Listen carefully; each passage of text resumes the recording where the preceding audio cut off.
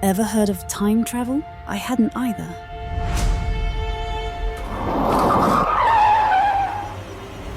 I was a doctor in the 21st century, passionate about herbal remedies, but life ended abruptly. When I awoke, it was as a 13th century princess, with modern memories and medieval challenges. I'm simply positive Lady Nerissa hit that ball at you. She did it on purpose. I'll bet she wants you injured so you won't come to the ceremony. Ceremony? What ceremony? Who's ready to start the festivities?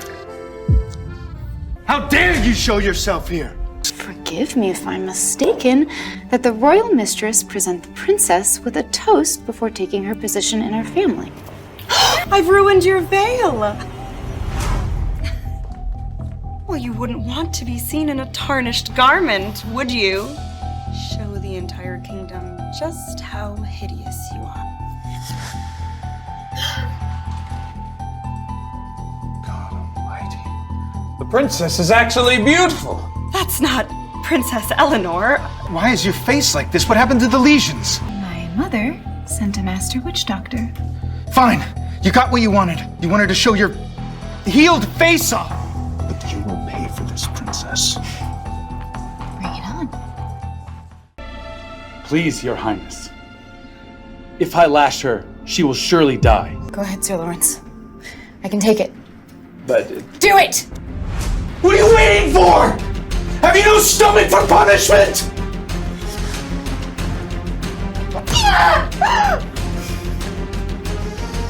The pain was unimaginable, but I had to keep strong.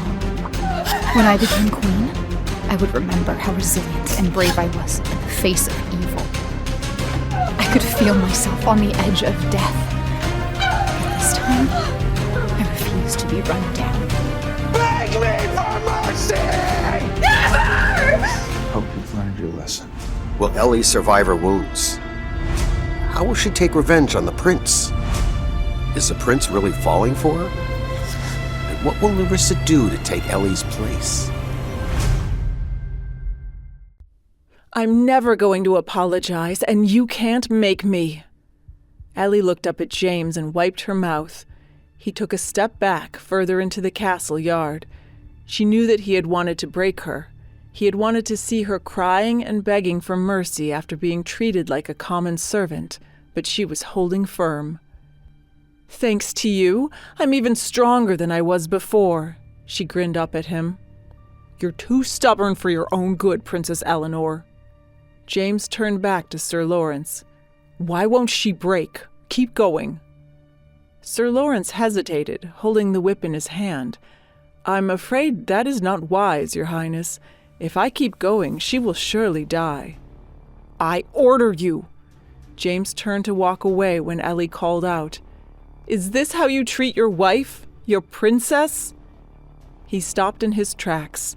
She continued calling to him. Every other princess is treated like royalty. They are given good food, comfortable chambers, and a prince who supports and loves them. You've only ever treated me like dirt. James turned on his heel and strode towards her. That's what you deserve for what your family has done. What has my family done? What do you mean? Elie was completely confused by James's comment. Instead of responding, James knelt down and grabbed Elie's face in his hands. You think you can get away with things just because you're beautiful now? Tell me, what did you do to your face? I told you, she struggled to say. It was the witch doctor. I don't believe you, he snarled. No one who was as ugly as you could ever become so beautiful overnight. Just then, Elie caught a glimmer of desire in his eye as he studied her face. She forced her mouth into a smile. James, why don't you just admit that you find me beautiful? Is that what's making you so angry? He squeezed her face harder. You think you can seduce me with your witch ways? In my heart, you'll never compare to Nerissa. Never. I just want to know what happened to your face. Are you still Eleanor Eden? Elie knew she couldn't tell Prince James the truth. She didn't want to reveal anything about her past life. If she even let it slip a little, she would certainly be considered mad, and this would be enough proof for the prince to have her killed. Of course I'm still Eleanor Eden. I'm her in the flesh.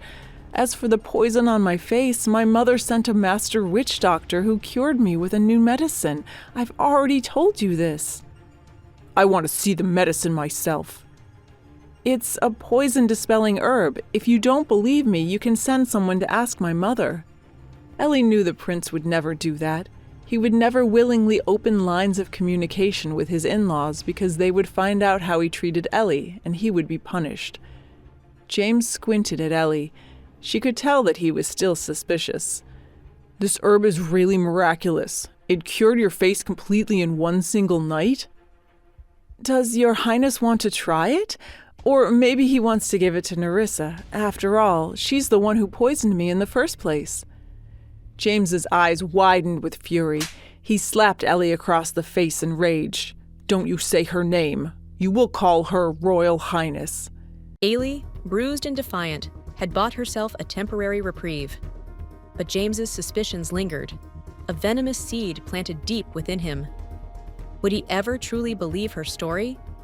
Or would his obsession with Nerissa and his own twisted desires ultimately consume him, leading him down a path of paranoia and destruction? And what secrets did Elie still hold? Secrets that could shatter the fragile peace she had so carefully constructed.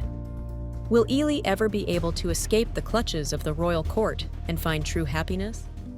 Hey, I'm Princess Eleanor. If you're wondering what happens next, download the Pocket FM app now and listen to the exciting episodes of Royal Stitches.